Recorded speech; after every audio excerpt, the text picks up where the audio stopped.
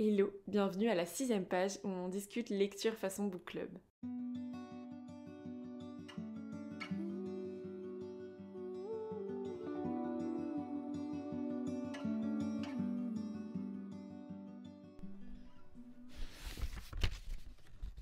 On est enfin officiellement au printemps et je suis tellement contente, c'est vraiment ma saison préférée. J'adore tout ce qu'elle apporte comme dynamique, comme impression de renouveau à la fois, on a envie de faire plein de projets. Et perso, ce que j'aime le plus, c'est vraiment le retour de la verdure et des feuilles dans les arbres.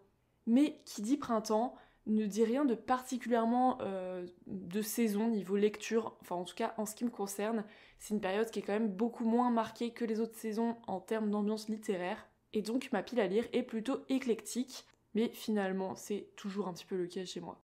J'ai décidé de réduire aussi un petit peu le nombre de livres que je mettais dans ces épisodes pile à lire, étant donné que je ne lis pas tout ce dont je vous ai parlé à chaque fois dedans, mais parfois il y en a d'autres qui se rajoutent. Résultat, certains titres se retrouvent décalés et donc ils se retrouvent dans la pile à lire suivante, sauf que pour éviter les redondances, je ne les mets pas et je comble avec d'autres, ce qui augmente encore le problème, et bref, on s'en sort pas. Et puis aussi, j'aime plutôt bien faire des multiples de 6. Et donc maintenant, ça sera plutôt 12 ou 18 titres que je vous présenterai plutôt que 20. Et ça me paraît mieux comme ça. Un des premiers titres que j'aimerais lire pour ce printemps, c'est La Maison Poussière de Valérie Perronnet, qui est publié chez Hachette en brochet et en poche chez J'ai lu. C'est un livre dont j'ai entendu parler dans le podcast Le Thé Livresque. Il y a une des filles qui en parlait, je crois que c'était dans un épisode sur les lectures courtes. Et c'est effectivement un livre relativement court. Et donc celle qui en parlait m'a vraiment donné envie avec cette idée que la maison a une identité propre, qu'elle est finalement comme un personnage, elle a vraiment une âme, et apparemment on le ressent très fort dans le récit. Donc c'est vrai que c'est vraiment ça qui m'a attirée, et en plus j'ai regardé un petit peu les mots-clés, puisque c'est un livre pour lequel je ne souhaite pas lire le résumé, d'autant plus qu'il est court. Mais on est visiblement sur une sorte de drame familial, de secret de famille. Ça se passe aussi au Québec, donc ça c'est très cool. C'est un livre qui a l'air d'être catégorisé plutôt entre le feel-good et la saga familiale. On va parler de deuil, d'héritage, mais aussi de musique. Moi franchement ça me donne trop envie, juste avec ces quelques mots-clés et la description qu'une des filles du podcast en faisait. Donc voilà, celui-là c'est sûr qu'il va y passer pour le printemps, puisque ça fait déjà un moment qu'il me donne envie. On enchaîne avec la saison 2 de Polar Vert, donc c'est une saga en 4 tomes, Polar Vert, et qui est composée de 2 saisons, ils appellent ça comme ça, donc à chaque fois 2 tomes par saison. C'est écrit par Thierry Colombier et publié en brochet chez Milan, et à partir, je crois à partir du jour de la sortie de l'épisode, c'est disponible aussi en poche chez le livre de poche jeunesse. Moi j'ai lu les 2 premiers tomes il y a déjà, je pense, 2 ans, donc c'est plus très frais, mais j'avais vraiment beaucoup aimé cette histoire qui se passe en Bretagne, et on est surtout sur une histoire de mafia, de trafic d'espèces protégées. Alors c'est vrai que ça m'avait un peu surpris au début, parce que je m'attendais pas nécessairement à ça, étant donné que je ne lis comme d'habitude pas les résumés avant de me lancer. Mais voilà, on va parler beaucoup de mafia, mais c'est assez bien fait, et notre personnage principal, Clairvy, va vraiment avoir un rôle central dans tout ça, puisqu'à la fois son frère va se retrouver dans le coma à cause des remontées toxiques des algues vertes, et à la fois elle va aussi avoir un pied dans le crime contre l'environnement. Enfin, en tout cas elle va vraiment jouer un rôle dans tout ça, et donc c'est assez intéressant à suivre, même si c'est vrai que Clairvy c'est pas du tout un personnage auquel je me suis attachée. Je me rappelle que j'étais très extérieure à son point de vue, mais quand même toutes les réflexions qui sont apportées autour sont vraiment très intéressantes, donc voilà, ça sera aussi dans mes lectures pour ce printemps. J'aimerais aussi beaucoup lire La légende de Grace Darling d'Azel Gaynor, qui est publiée en brochet chez Hauteville. On est exactement dans tout ce que j'aime, c'est-à-dire un récit qui se passe à l'ère victorienne, donc en Angleterre, et en plus ici on est sur une histoire vraie, alors qui est très certainement bien romancée, mais voilà, on est en 1838 au nord de l'Angleterre, et on suit Grace Darling qui est fille de gardien de phare. Elle est heureuse là où elle est, elle veut absolument pas quitter le phare où elle vit. Et un jour, son père et elle vont se retrouver à sauver les victimes d'un naufrage. Grace va devenir malgré elle une véritable héroïne à travers toute l'Angleterre. Quelque temps après, un peintre va être mandaté pour faire son portrait et va tomber complètement sous son charme. Un siècle plus tard, Matilda Emerson va tomber enceinte. Elle va être alors envoyée auprès de Harriet, qui est une gardienne de phare, jusqu'à ce que le bébé naisse. Et cette jeune femme va tomber par hasard sur un portrait inachevé, et elle va comprendre qu'il y a un lourd secret dans sa famille.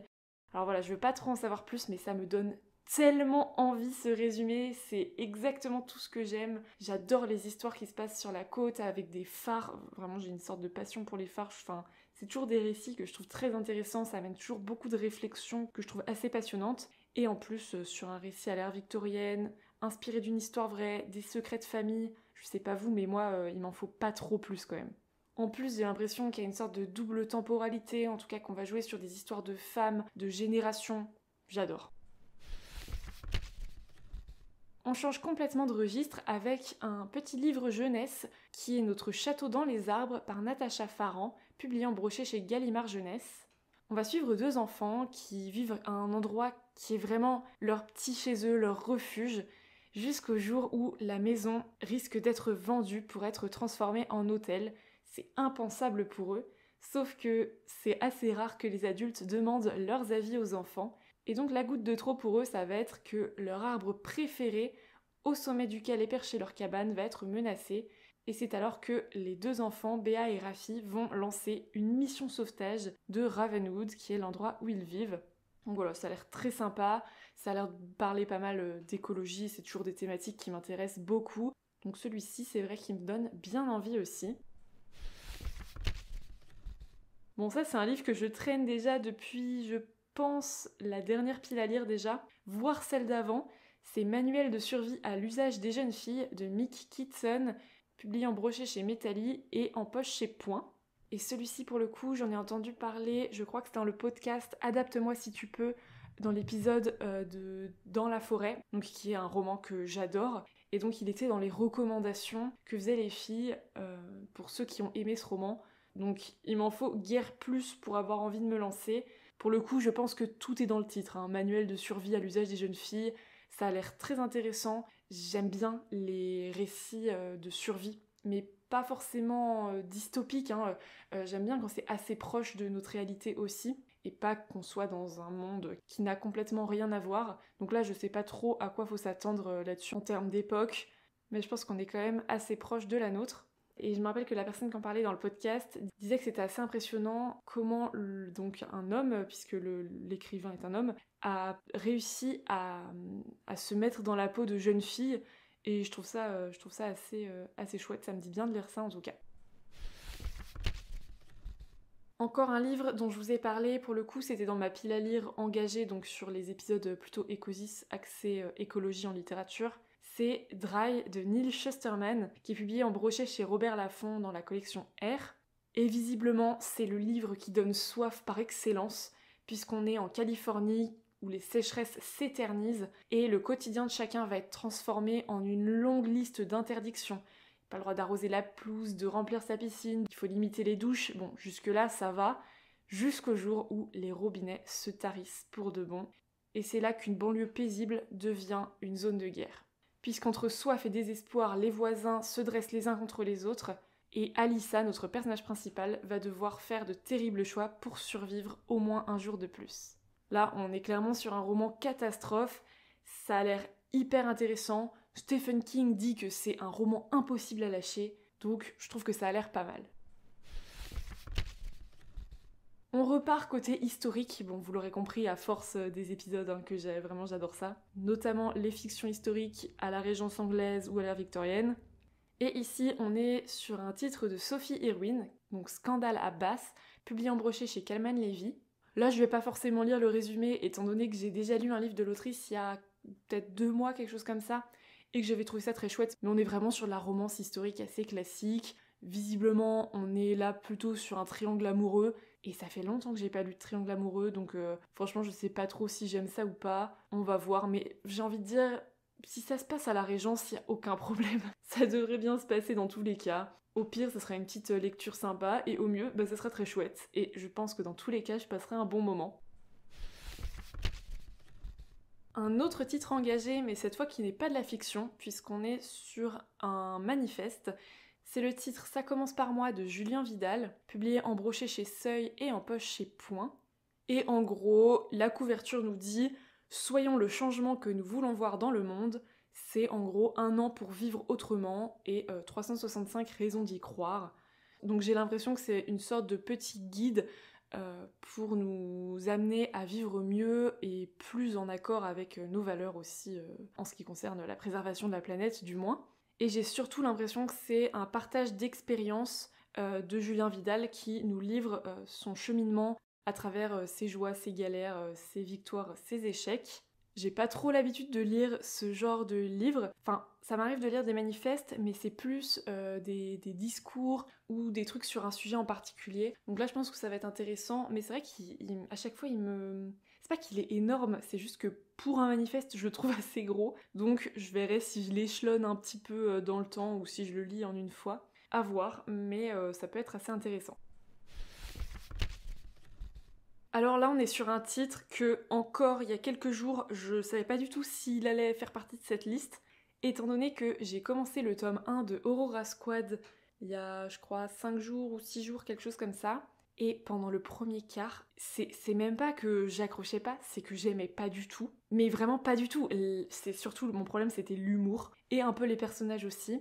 Et il m'a vraiment fallu du temps avant de trouver de l'intérêt à cette histoire. Mais je me suis accrochée à cause des avis, puisque pour le coup, j'ai l'impression que tous ceux qui en parlent sont tellement élogieux que j'avais vraiment envie de comprendre. Et puis surtout, j'avais trop envie de science-fiction et que j'avais rien d'autre sous la main, donc je me suis un peu forcée.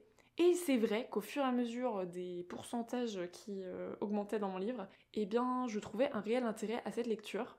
Donc, pour revenir à ma pile à lire, je prévois de lire le tome 2 et le tome 3 d'Aurora Squad ce printemps. C'est écrit par Amy Kaufman et Jay Christophe et c'est publié en brochet et en poche chez Casterman. C'est donc une saga de 3 tomes. Et ici, on est en 2380 dans l'espace et on va suivre 7 jeunes adultes qui font partie d'une sorte d'escadron.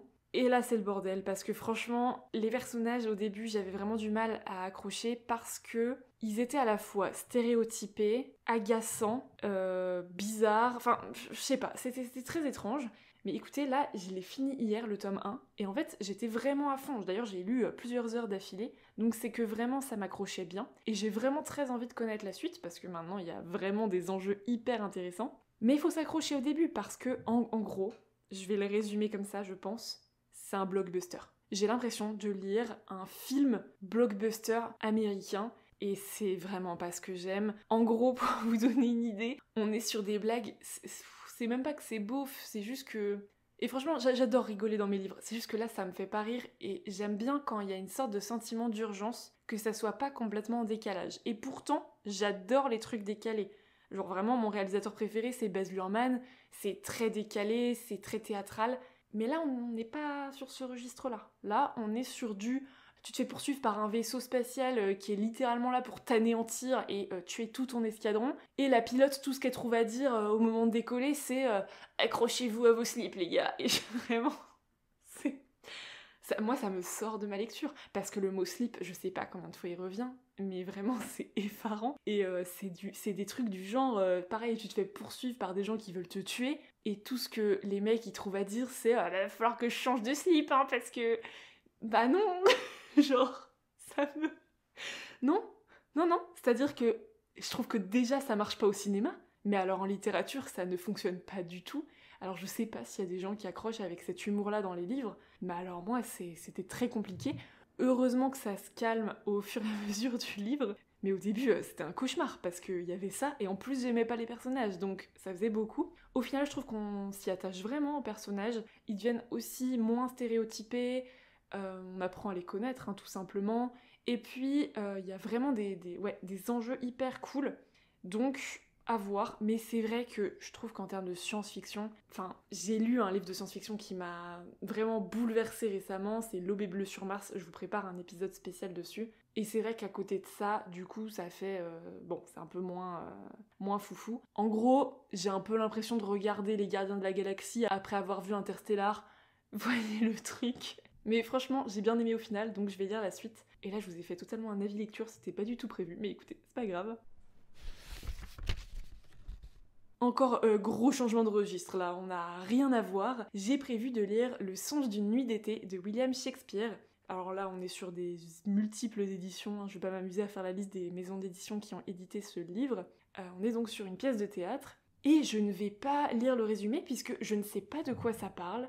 Je sais que je l'ai lu quand j'étais enfant, je pense, ou en tout cas j'en ai lu peut-être un extrait ou quelque chose, mais j'en ai aucun souvenir. Et donc je prévois de le lire parce que j'ai un épisode qui arrive sur les livres qui parlent de théâtre, mais qui ne sont pas des pièces. Je mens un peu parce que ça c'est une pièce, mais en gros je voulais quand même lire des pièces à côté, mais les recommandations ça sera bien des livres qui parlent de théâtre sans être des pièces. Ici je sais même pas si on est sur une tragédie, une comédie, j'en sais rien, mais j'ai tellement aimé ma lecture récente là de Roméo et Juliette, que j'avais lu il y a vraiment longtemps, mais même pas dans sa version complète au final, que j'avais envie de découvrir d'autres livres de Shakespeare, et donc Songe d'une nuit d'été, ça va être ma prochaine lecture théâtrale. On enchaîne avec Le Lys de feu de Jacqueline Benson, publié en relié chez Rivka. C'est une saga en 4 tomes. On est à Londres en hiver 1914, et depuis toujours, Lily est assaillie de funestes prémonitions qu'elle tente en vain d'empêcher de se réaliser. Mais un jour, pour sauver la vie de son amie, elle ne va pas avoir d'autre choix que de révéler ses plus sombres secrets à un homme qui ne lui inspire aucune confiance. C'est un baron solitaire qui semble hanté par ses propres pouvoirs aussi extraordinaires, et on va suivre ces deux personnages au cœur d'un sombre complot qui affronte passé, futur, dans un combat contre le destin. Donc j'ai l'impression qu'on est entre la Première Guerre mondiale, un récit fantasy, fantastique, ça a l'air super intéressant, c'est vraiment une saga qui me dit beaucoup. Et en plus actuellement le tome 1 est disponible dans l'abonnement, donc gratuitement quand on a l'abonnement Audible. Et j'ai encore l'abonnement Audible pour 1 mois puisque j'avais 3 mois gratuits, donc je vais essayer d'en profiter pour au moins le commencer en audio, ce qui serait très cool puisque vraiment l'audio a révolutionné mon ménage. Je trouve beaucoup plus de plaisir à faire le ménage depuis que j'écoute des livres audio en même temps. Dit 2 heures de ménage, c'est 2 heures de lecture finalement. Est-ce que c'est pas fantastique ça ? Et on termine avec la saga en 2 tomes Fleur d'Oko de Laetitia Danaï, publiée en brochet chez Hachette. Pour le coup, je veux rien connaître du résumé, mais on est sur une duologie fantasy qui va mêler magie, sorcellerie, complot, royauté. On est sur un livre aussi résolument féministe qui se passe en Afrique, et ça je trouve ça trop bien parce que j'ai très peu l'occasion de lire des livres qui se passent en Afrique. Et donc je suis particulièrement contente puisque c'est un continent qui m'attire beaucoup, j'adorerais y aller, et je trouve ça particulièrement intéressant. Je trouve qu'on a tellement peu l'habitude de voir en littérature, en tout cas c'est vrai que dans ce que je lis, je me rends compte que c'est pas très diversifié quand même, mais c'est vrai que je lis beaucoup d'auteurs français et qu'il y en a peu qui écrivent finalement des histoires qui se déroulent dans d'autres pays. Donc je suis particulièrement heureuse avec ce titre, j'ai trop hâte de me lancer, et pour le coup ce qui m'a redonné envie de le lire, puisque ça fait un moment que j'ai quand même envie de le sortir, c'est le podcast Plot Twist, qui est vraiment un tout nouveau podcast trop cool, vraiment les filles sont trop drôles, et elles en parlaient dans leur épisode sur leurs univers préférés, et donc ça m'a vraiment redonné envie de le sortir. Donc celui-ci, je pense qu'au mieux il passe à la casserole ce printemps, et au pire ça sera cet été. Et donc voilà pour les livres qui me font envie pour la saison, ou bien les livres qu'il faut que je lise pour le podcast, parce que c'est vrai que je me note un peu des lectures obligatoires entre guillemets pour certains épisodes, et donc forcément ils se retrouvent aussi ici.